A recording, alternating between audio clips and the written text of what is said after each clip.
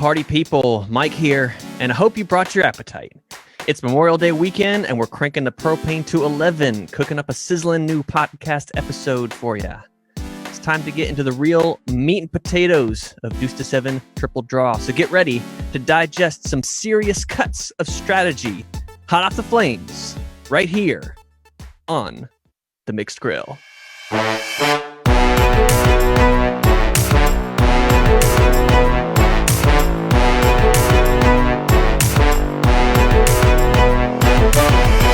Hey everyone, I'm Adam Miller.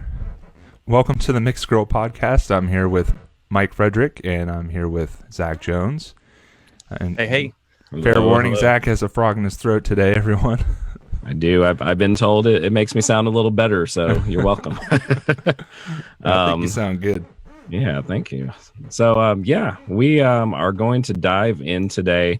First of all, before I get into that, thank you, all the listeners who are listening today, everyone who's listened after the fact.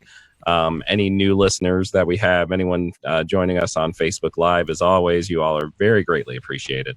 We spoke about jumping into the triple draw games last week, discussed the kind of ins and outs a little bit into depth in each game, just told you guys a little bit of the differences between them. And we are going to dive deeper into each variant, or at least some of the variants, one by one, today being Deuce to 7 triple draw fundamentals. What experience do you guys have with Deuce to 7 triple draw? I know mine is relatively limited. I've read quite a bit about the game, but I haven't really had the opportunity to play it. But I think you guys have probably played it a bit more than I do. So what do you think about the actual play of Deuce to 7? I'll leave it at that. What do you guys think? Well, I'll go first. I'm also pretty new at it. I've played the last couple of months in quarantine. I've been playing a bit more of it cash. I've played a few tournaments with it in the mix. It's maddening, I would say. At least to start, it was insanely frustrating. Feeling like I'm starting to get more of the handle on it, but it's a crazy game and very, very different coming from the, your standard whole cards with the flop, turn and river kind of format. Adam, I think, is the master here. No, it's all about master. his years of Deuce to 7. No master. But I have played quite a bit of it, and over the last year or so, I've played 4-8 on a regular basis and some 8-16. And I played in we mentioned last time, the 1500 Deuce to 7 triple draw event at the World Series of Poker last year. So I've played against some tougher opponents. There was a couple crushers at that table. I've played quite a few tournaments with the 10K world champ from 2018, Nicholas Sykin. But I definitely still, even with playing that much, agree with your sentiment, Mike, quite a bit, that the game can be maddening. And I would say that at a certain point down the road, when one interesting thing that happened was I was kind of faced, and it had been a while, with getting tilty over the game. Right. And so I hadn't really had to face some of that in quite a while, and then I kind of realized that it was the nature of the game. But draw games can be a little swingy or very swingy, especially depending on the game that you're in. And it's not uncommon to swing down 20 big bets, 50 big bets in a short matter of time. So I think that one big benefit from the game was that I really had to kind of mentally adjust or mentally prepare myself for the swinginess that is Deuce to 7 triple draw. And so I'd say it's helped my overall poker game with doing that, working at that and working at keeping your cool and staying patient and focused. And so there will just be some sessions or parts of a session where you just are failing to make hands, where you have very strong draws and you don't get there. And this can happen sometimes over and over and over. Right. So I still think that, and you probably heard me allude to it, but I still think there's a skill edge to be had, but I don't think it's as big as some of the other games, just from my experience with it. And it is a fun game, though. If you can embrace that aspect of it, is a very fun game to play. It has a lot of strategy to it, so I think that's intriguing. It's just all the strategy elements behind it, and I think it also is intriguing from a standpoint that it will help your overall poker game greatly. And then there's several variants of triple draw. So really, if you kind of look at it holistically and you develop your overall draw game skills, that as a whole, they will combine to make you a profitable winning player. Like you can have an edge in the draw variants. And on the fun aspect, I have found it to be a little bit more fun recently. I know some of it's from you and I talking. Curious to see how much of it is lines up as far as some of the like pre-flop and like first draw adjustments I've made. Yeah. And I think, at least personally for me, Adam, you brought up a good point as far as, playing variants that maybe are a little bit out of your comfort zone. Not you specifically, but, anyone who has, different variants that they haven't played that often, or maybe not at all. Every variant kind of builds on each other. So it's something at least that I can't stress enough when I talk to people. Yeah. Like, if you want to improve, your game, whatever that game is, go out and play another game, really learn it, really embrace it. And, I think that a lot of times you'll find things are going to translate, really well between any of the variants. Yeah. And I think that's a great point. I think that's really good. And I also think that if you start playing mixed games and you're playing more and more games, as you're adding games to the mix that you're playing, I think a lot of people go through this as like, what do I need to do differently for this game? Like as you go through the rotation, you're going to think about your strategy for each game, and then as a poker player, this is very good to constantly be thinking, what is my strategy in this game? For sure. And so even when you're playing just a no limit hold'em tournament, you're thinking about my strategy for this situation, this stage of the tournament, these players in my blinds, these players on my right, these players on my left, so on. You're going to be thinking actively. You've trained your mind to think through how to play, like based on the current situation or circumstances that you're in. Yeah, and that's a good point. I think that's very good. And then it's huge, yeah. So specific to Deuce, I think that there is some really like key poker strategy elements to it too that are like fundamental to poker.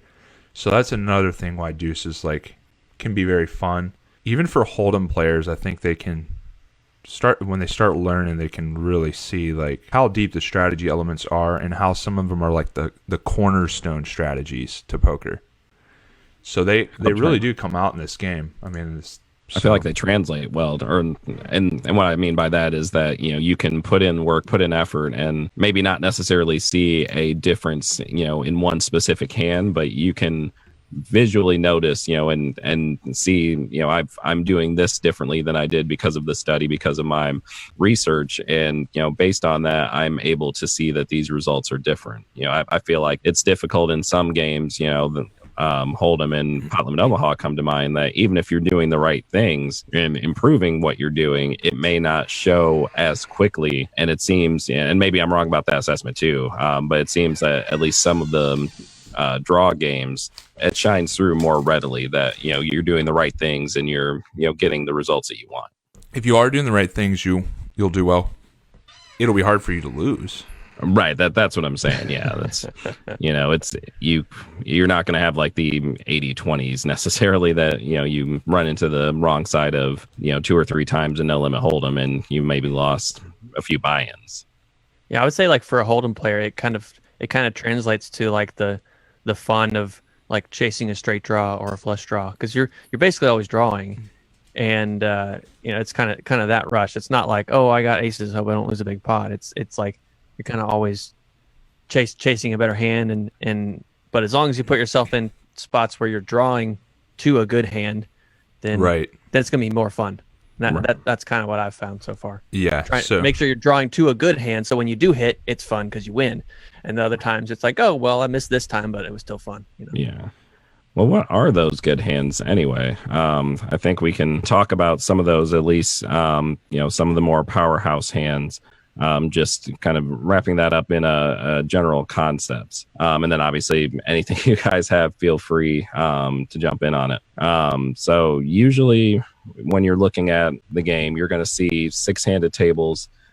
Sometimes you're going to see 7-handed tables. Obviously, as many of you have looked at, have played yourselves, you're going to see that as part of a mix, and other games in that mix may dictate the number of people at each table as well. It is called, kind of deuce colloquially, because it's easier to say than deuce to 7 triple draw, but, do not discount the power of the deuce as a card. It is definitely the most important card in the game, the most important card you can hold. It's something that I didn't realize, when I first started playing, just how pivotal having that deuce in your hand really is. So one thing to note about speaking about the deuce is that all of the top 10 hands have a deuce in them except for one. And we generally want to be shooting towards making one of these top 10 hands. So if 9 of them have a deuce and one of them does not, that just really goes to show how important it is to have a 2 in your hand, like in your starting hand ranges. That's going to kind of dictate how we build our hands and how we select our starting hand criteria. Yeah, and I'll say for me, when I started playing this, I was surprised at how often like someone will make one of those top hands in a hand. So yeah, like why you have to point. have the deuce is because you have to, like if you don't make one of those top hands, somebody probably will. Yeah, that's a great point. If you're in a multi-way pot, if it gets to showdown with 2 or even 3 people, it's very common to see a 7 low. Like you should probably anticipate seeing a 7 low at showdown. You kind of want to play accordingly based on that assumption, and you pretty much know someone is drawing to a 7 low.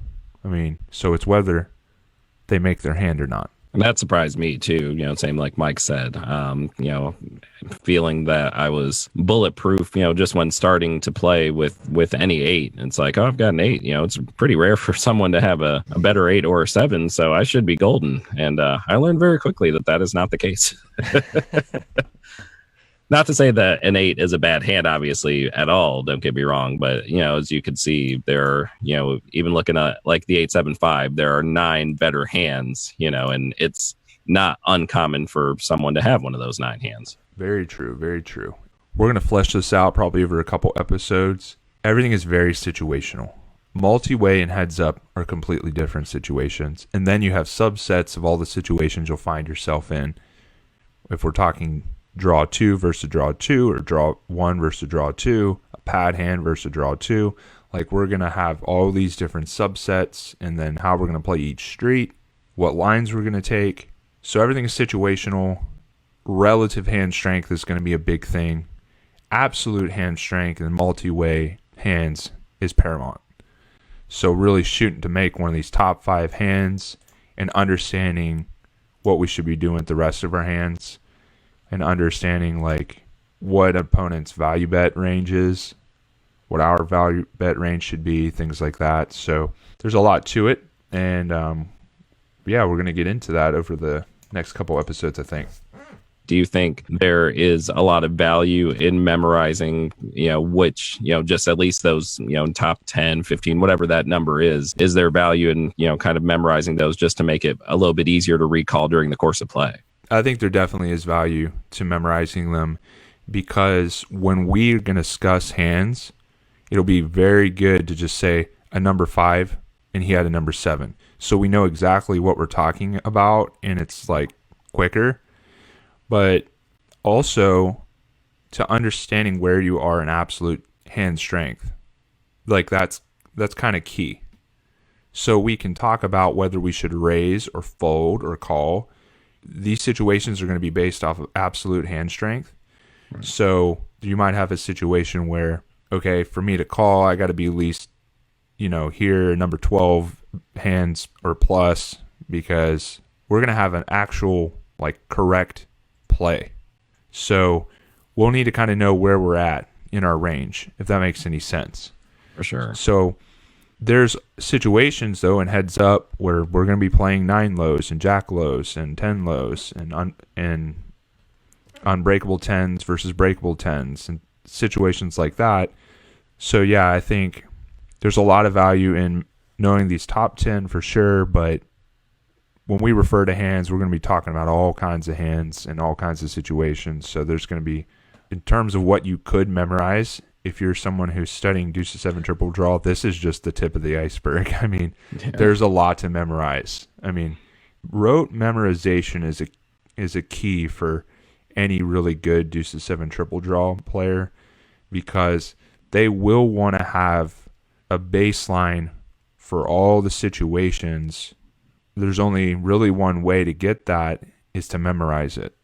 Right. So yeah, memorizing this, yeah, go for it. Test your waters, son. How much you're going to memorize, and this would be a good start. But I think we should probably move on. Yeah, it looks like pre-flop. We're going to dive a little bit further into pre-flop strategy. And Adam, I know you have quite a bit to discuss about that. So I don't want to stand in your way. So yeah, I would say just jump into it. Yeah, sure. So without a 2 in our hand, we're pretty unlikely to have a straight draw, though there's a few straight draws. So like another reason why the deuce is very good is we're generally going to be drawing smooth.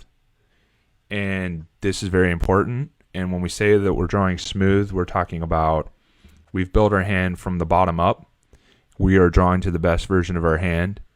We don't have straight draws in general, though some straight draws still drawing to a very strong hand are acceptable. So like a 2, 3, 4, 5 is an acceptable draw, because when we catch the 7 or 8 or even the 9, we make the best version of our hand that we could make. So we make a 9 perfect, we make a wheel, or we make an 8 perfect. You know, the worst hand, 9 perfect, is a decent hand. Yeah, and then you have multiple outs with that smooth hand then. Yeah. Yeah. So we have 8 outs to the number 1 and 8 outs to a number 5. So 2 very strong hands. So yeah, it has a gut shot straight draw, but it's still a very reasonable draw to be playing, because the absolute hand strength that we have when we make our hand. And then in certain situations, like heads up situations, 9 perfect still has a decent amount of value.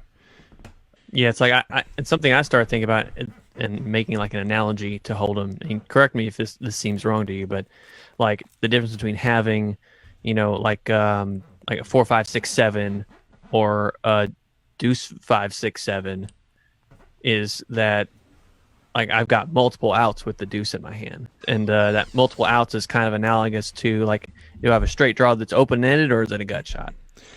Right. I've got twice the outs. Exactly. And that, so like if I'm thinking, okay, and Hold'em, I'm sitting on the turn with a gut shot. Am I going to call a bet with one card and I need to hit this gutter, or I'd rather be open-ended? Yeah, for sure. So when it's multi-way, we're generally shooting to make a strong 87 or better.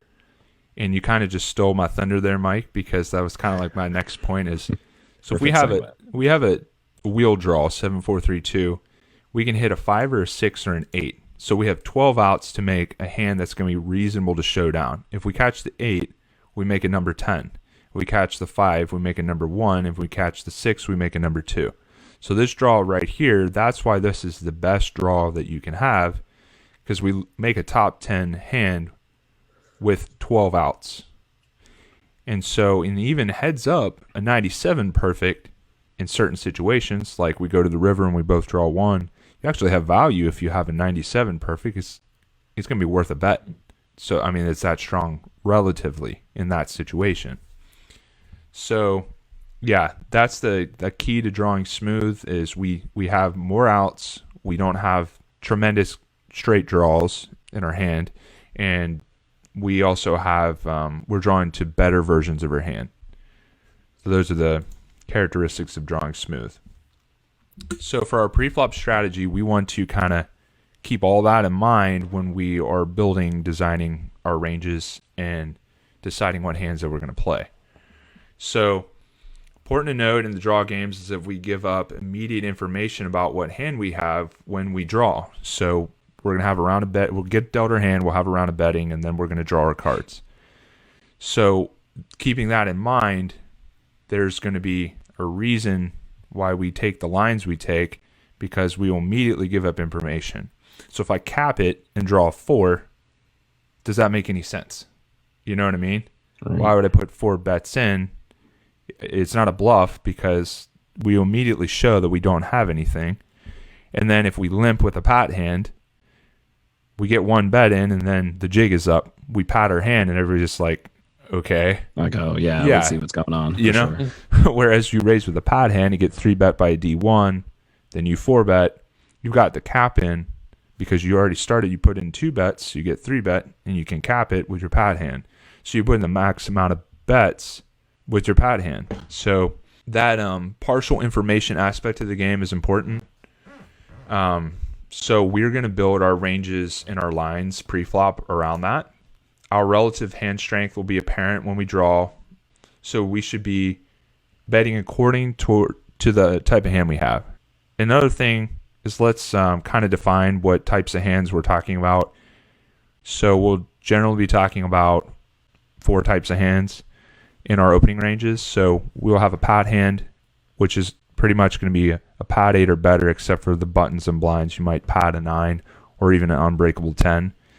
And then a draw 1 means we're going to draw 1 card to an 8 or a 7, and we're going to call these D1s for short.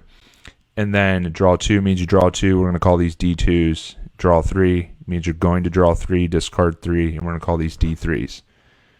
What about the D4s and D5s? I didn't see you have those in the... So you never have a D5, but you could have situations where you D4.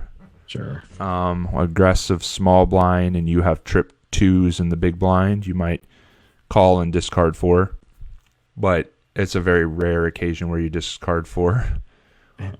Or you had like a snow that you started with 7. Let's see, I'm trying to think of one. Quad 2s, and you try to start with a snow, and it became apparent that it wasn't going to work, so you just break and draw 4. Something like that. Yeah. But our pre-flop strategy will be heavily weighted to value, and most of our bluffs will happen later in hands, though we'll kind of talk about some spots where you pretty much can go ahead and go with the snow. But generally, we're going to use blocker-based bluffs in like the later streets, the turn and the river. So in Deuce, we want to always be open raising and never limping.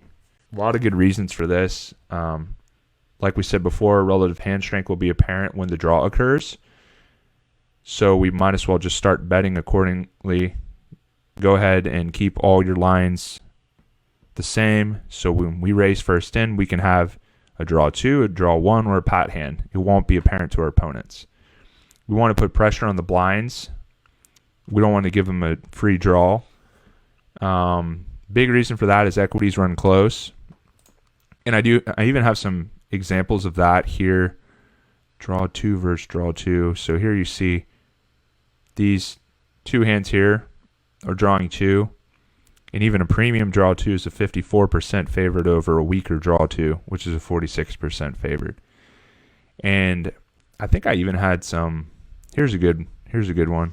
So this is like one of the best situations you could be in, and you're still only 73% favored with a premium draw 1 versus an ugly 5-3 draw 3. So when we limp and let the big blind realize their equity, we're giving up part of our equity, So you might as well go ahead and start raising. Put that pressure on the blinds. And, and we want to get value for our hands. So, this hand, we definitely want our opponents calling an extra bet. And then, so we also want to give up as little information as possible. And this means that we don't want to split our ranges unnecessarily.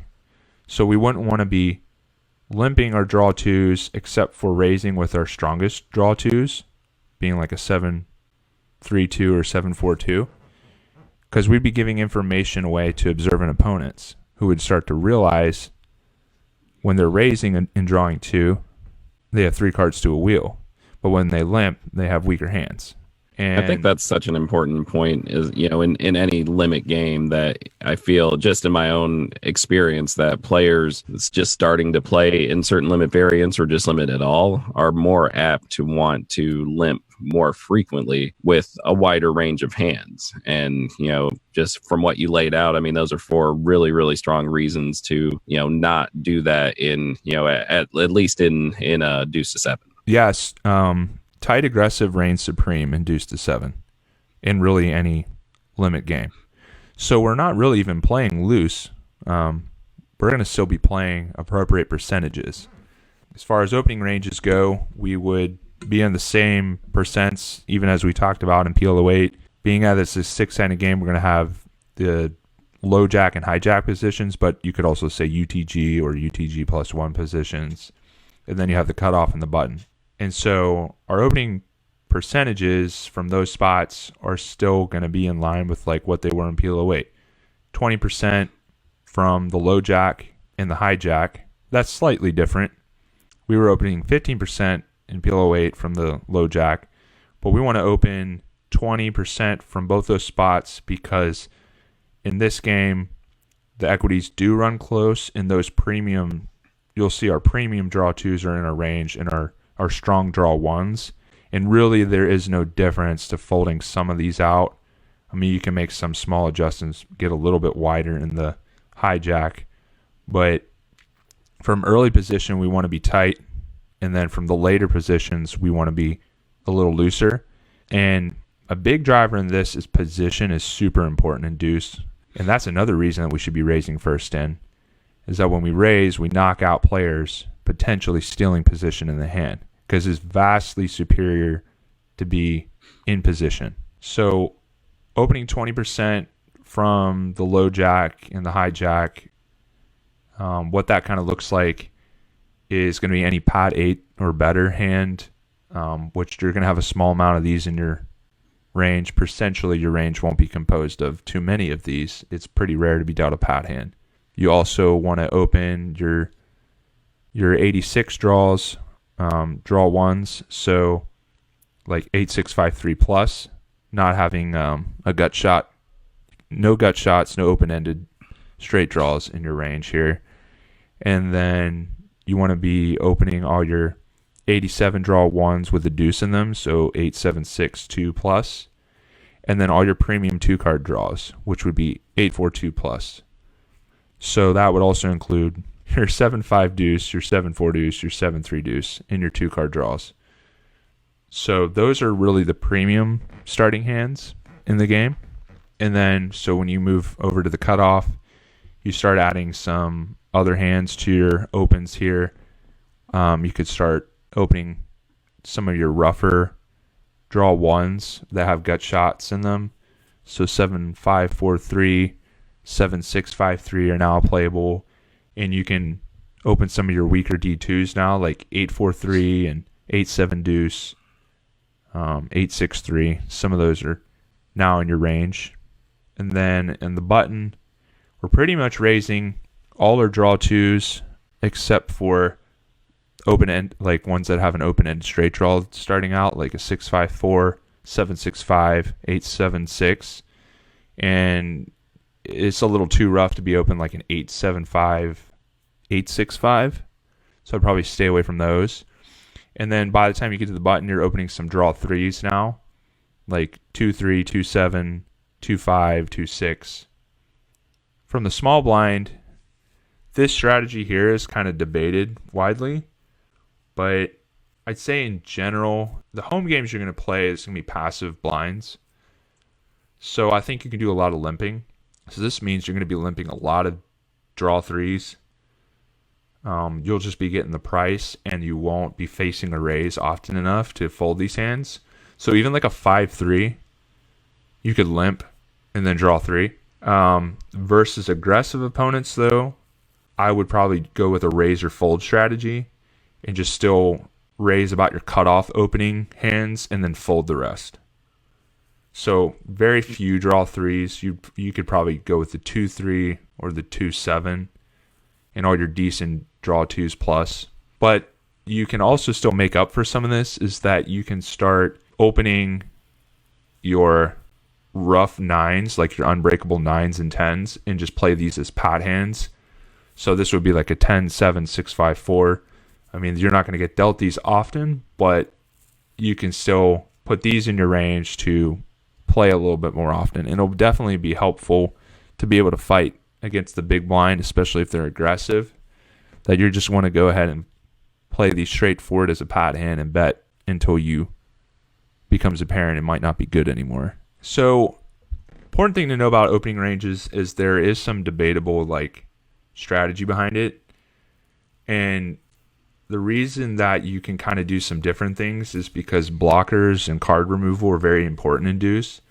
So you can push some equities or build strategies based on what cards you've seen. So like starting with 2 pair might change like your decision about how you could play the hand. But I'd say that these decisions are actually better be left for later in the hand.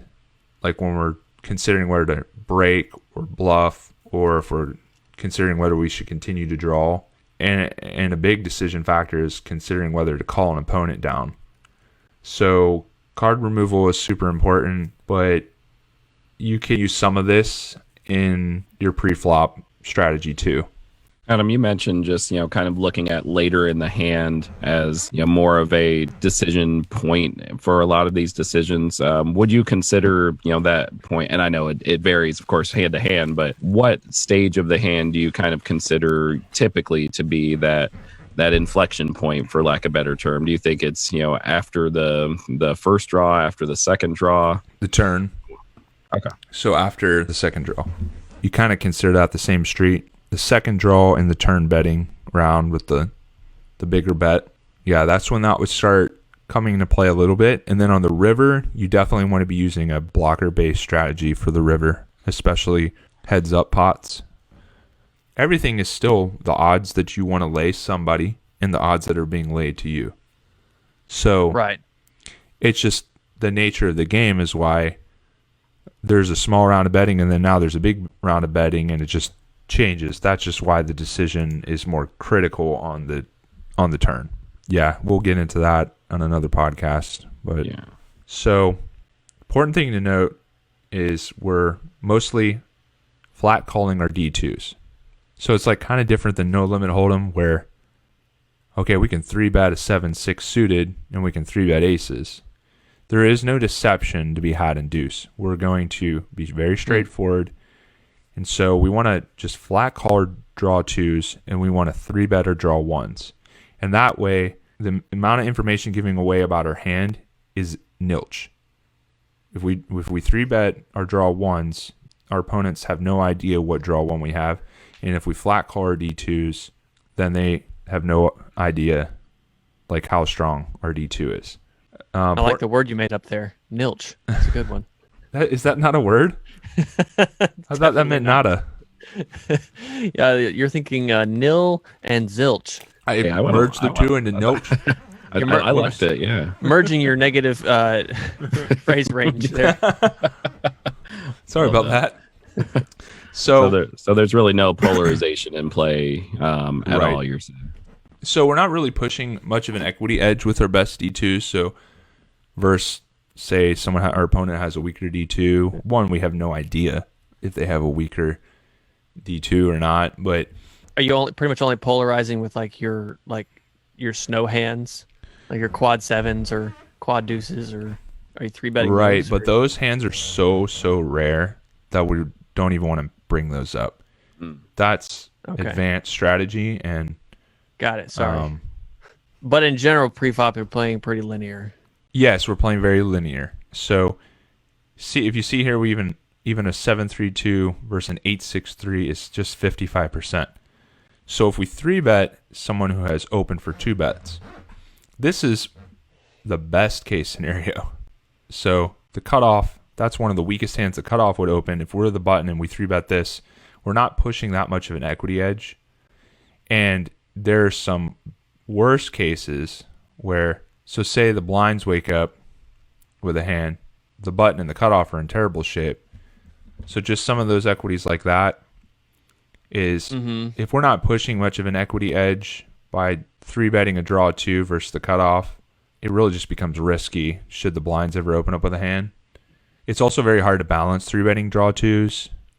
Sure, we'd love to make sure we knock out the blinds and not give them direct odds to call.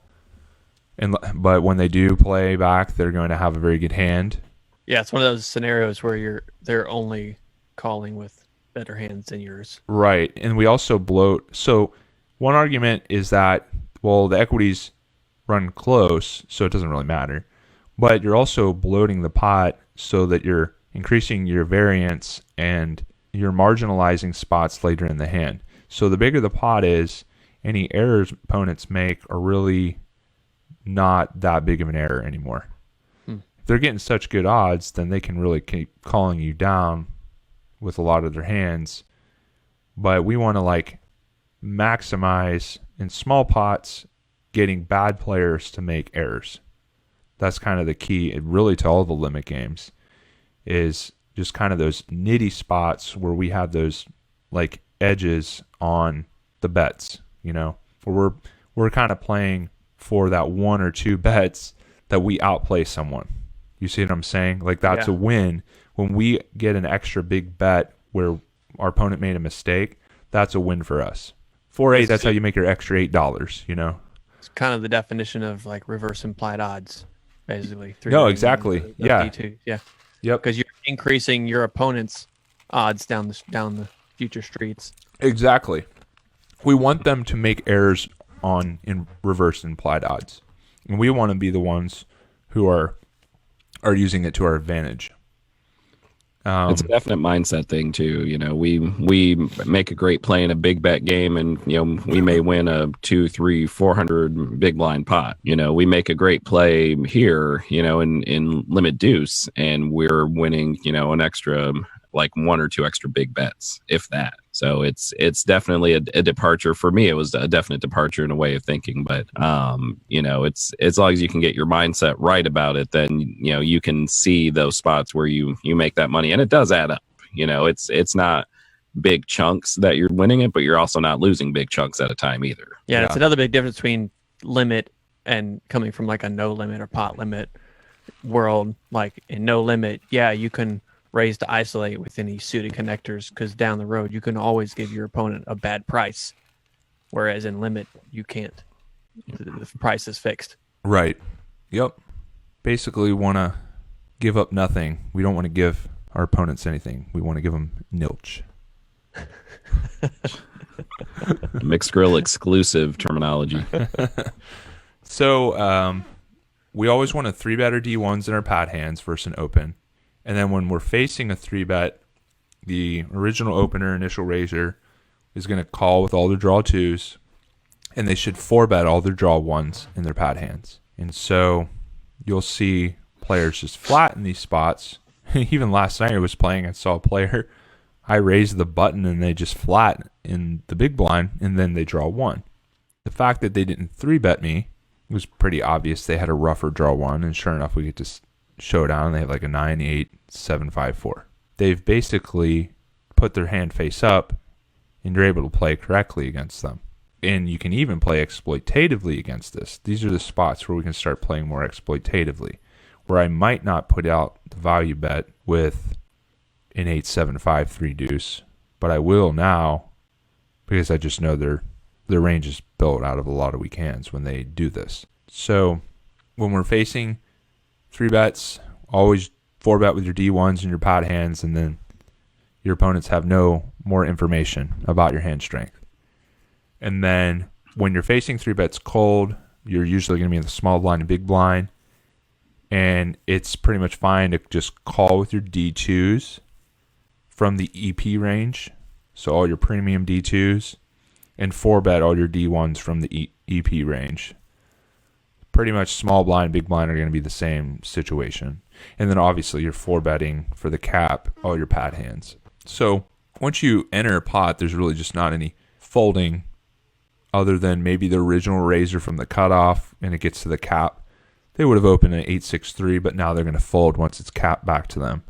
But if it's 3-bet from the button and you open the 8-6-3, you're getting priced in and you have to call and play your hand, especially if they're a player who's three betting a draw two, such as 7-3 deuce, because if you see the equity, obviously they're not priced out and they should continue.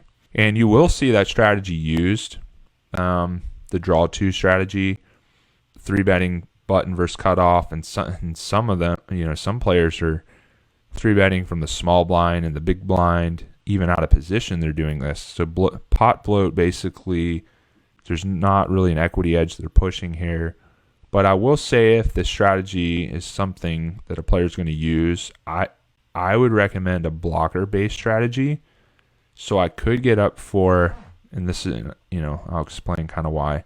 I could get up for three betting button versus cutoff with all of our playable D2s that are double paired or maybe key card single paired. And what I mean by that is, in this situation here that I have up, the 7-3 deuce would flat when their other two cards are king, king, king, queen, and then they would three bet if they have 7-3 deuce deuce, or if they have 7-7-3 deuce deuce. So I could get up for that strategy because you actually do gain a lot more equity. Like it's a decent amount of equity. I think you can get all the way up to versus this specific hand, almost near the 60% equity edge if you have a two pair. Because especially the 7 and the 2, because your opponent needs the 7 and 2. So that means 4 of their outs are gone. So there is a little bit of an equity edge there now, and you're balanced in your strategy because you're doing it blocker based. You're not doing it by relative hand strength based. Yeah, you want to have those cards that they need to make their hand. But so I think pre-draw strategy, that pretty much sums it up. I'm sure more will come out and then a later podcast. There's always more. Yeah. Any questions out there? So we had one in the chat from Mr. Jeff Newton. He was asking about comparing limit to pot or no limit. I don't know if you played no limit triple draw. That sounds like insanity. Is the concept of building the pot anything that you would use in Deuce? Well, let's bring him on here. Getting a caller in? That's awesome. We got a caller. Oh my god. Caller line 1. We're getting Zoom bombed. Zoom bomb. Get Jeff in here. See what his questions are. How you guys doing? Hey, Jeff. Yeah. Very first guest on the Mixed Girl podcast, man. Welcome. An honor, man. How you guys doing? Good. How are you? Good. Thanks for joining us. Look at that sweet setup. That's pretty rad. Great outdoors. Oh my goodness, that looks amazing. Out of Mount Juliet, man. Oh, shout out Mount Juliet. What's up?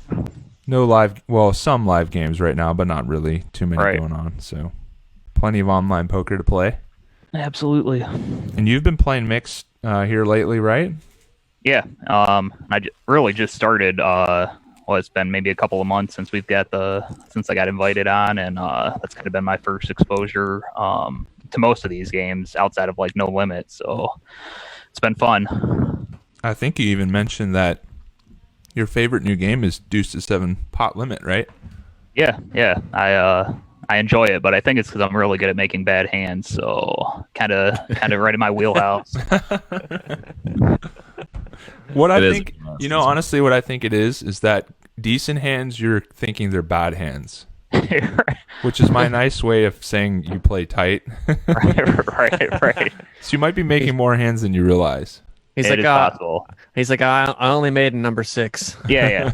Or, get dealt a number 4 and, get bluffed off it. But, That was one time. Yeah. But, it does seem that, I feel like in our game, we see a lot of, those top 10 hands at Showdown. I don't see a lot of people winning with anything crazy. So, especially in that specific situation, right? When you stand pat at the beginning and you're 70 and somebody's drawing 1 and then all of a sudden, boom, they bet into you. It's like, like it feels like, they hit that hand, which, you hit the same hand, but yeah, that's just something I've noticed when in the games we've been playing. So the mistakes in pot limit are going to be way more critical on the river because the size of the pot's gone up there, and so it's kind of going to dictate how that game plays, which is very different than limit. Like, we're going to be showing down 97s in limit. In 10, Right. we're going to show down 10s and jacks, you know? And they will win, like, believe it or not. So, yeah, it's definitely a very different how it plays. It plays very different. And then pot limit, if the pot gets so big, then we're talking about $50 errors on the river. So it's kind of hard to put money in with like a 9 low even. Right. But one other thing in pot limit is with that fear, then you can still kind of play your pot hands pretty aggressively and start putting pressure on players that are still drawing and generate a lot of folds when they actually had pretty good equity. So if you start patting a 97 and really betting it strong, players who have a draw to an 8 are actually still might have, if you've got an 8-6-3 deuce, you've got 12 outs, maybe a little less because your opponent might be holding some of those outs, but you have really decent equity. I mean, you're going to be, worst case, 30% against the specific Pat 9. But if you bet strong with the Pat 9 and generate folds, that's a big win because they actually had reasonable equity to call you. And that's not even including implied odds. So if you can get a potential extra bet on the river when you do make your hand, it's even better for you. But yeah, they play completely different, which I think will come out over time. So it looked like you had some questions in the chat. Yeah, tell us about this question you're asking about building the pot. Were you thinking? Yeah, I think just between the limit and the pot limit games. I mean, I think I had heard you mention something about the, kind of keeping the pot size down in limit to maybe, I guess, let people make those mistakes where, in the pot limit, no limit games, it seems like maybe you want to get the pot size big, especially on the the good hands that you have, right? So when you do hit those hands, you're getting paid off more compared to the limit where people might just call that one extra bet. So, like in pot, it's just a little different. In pot limit, if I have a 7-4-2, I'm like, man, I want to play this hand. So you want the pot to stay smaller. You know what I mean? Like right. we don't want to get out of control sooner rather than later because we want to be able to realize our equity. But in limit, it gets to be difficult anyway because it can get carried away real quick. Because when you're trying to play game theory optimal, you really have no choice but to put a 4-bet in and cap it with a draw 1. And a situation came up last night. I was playing online, and it gets down to heads up. The couple players got up, and I think I had an 8-6-5-3, and I raised the button. The big blind heads up, 3-bets me. If I flat here, I pretty much telegraph that I have one of my weaker draw 1s. If I don't 4-bet my 7-4-3-2, I'm kind of also under-repping my hand and not pushing my equity edge. So certain situations, maybe it's reasonable to just flat all my D1s, but you kind of want to have that baseline strategy built out going into it. So if I was going to sit down and play a long heads-up session with someone who's aggressive, I might say, I'm going to flat all my D1s. But so in the specific hand as played, I 4-bet my 8-6-5-3, and then he started calling me an effing idiot at the end because I didn't have a deuce to start with, and I won the hand with the 86. I won the hand with the number 9. So I made the best version of my hand. I did get lucky, but at the same time, if I'm not 4-betting all my D1s, then I'm giving up information about my hand. That seems typical. Usually you call people an idiot after they make a better hand starting with the worst one. I think he said effing moron is what he said. Jeez. It's not very nice. I said, take it easy on me, guy. It's my first time. I thought you were going to say, don't you know who I am? I played a bracelet event. There's no point. No, actually, I could say I'm 0-for-7 in bracelet events, jackass.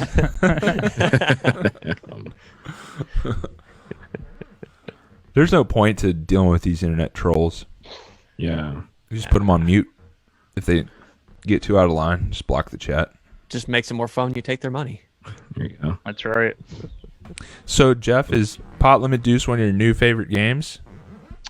Yeah, I think so. I I don't know, I really enjoy it. I still have a lot to learn. I've read a little bit about it, and then just trying to, learn as we go. But yeah, it's fun. I mean, I feel like, you talk about all the strategy, and I think, it seems like it's new to a lot of people. So just trying to, figure out like what they're actually doing when you see some of the hands they turn over and how to, build a strategy around that, I guess.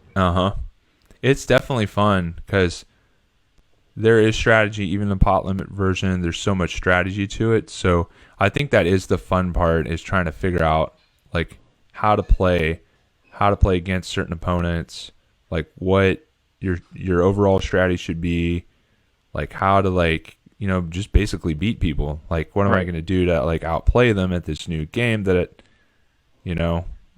Hold'em gets to be stale, if you ask me. Honestly don't know how people that are going about playing Hold'em every day of their life. I kind of like feel bad for them. Because I think I got like 3 days of playing Hold'em. I'm like, this is depressing. I feel bad for them that like they don't even know. Like you could just imagine every day it's new excitement. Like you don't have a whole new world out there. But if you're crushing every day, that's fun. If you're crushing every day at No Limit Hold'em, I don't know who's doing that. Send me their contact info, because I don't think me and them need to have a separate discussion, I think.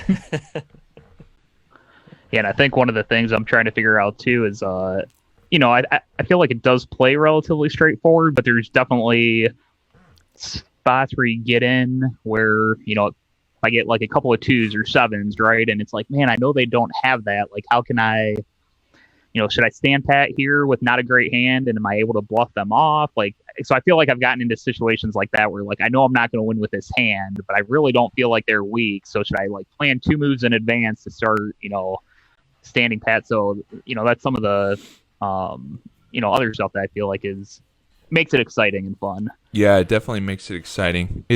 That's a great point about pot limit Deuce, is that if you're going to start trying to bluff, then you realize you could be involved in this for multiple streets, and if it doesn't work, I just piled in $100. Right. So that's why you got to pick your bluffs very carefully and make sure you're like, I almost would err on the side of extreme caution and just not go with a bluff until you've really like kind of thought through the spots ahead of time. But it's always going to be blocker based. So when we have if we have 7-4 deuce and we're on the turn and we caught, we've seen like 3 7s, then we're really blocking our opponent's strongest value hands. And then those are the hands now we can start turning into a bluff. And knowing that a high percentage of time this will work, because there's only 1 7 left in the deck. And if I can really pile in a bunch of pressure, we know they're going to make a lot of 8s and 9s or not make a hand. I mean, a lot of times they're not even going to make a hand. If they're still drawing 1, there's a fair amount of time they just don't make anything better than a 10.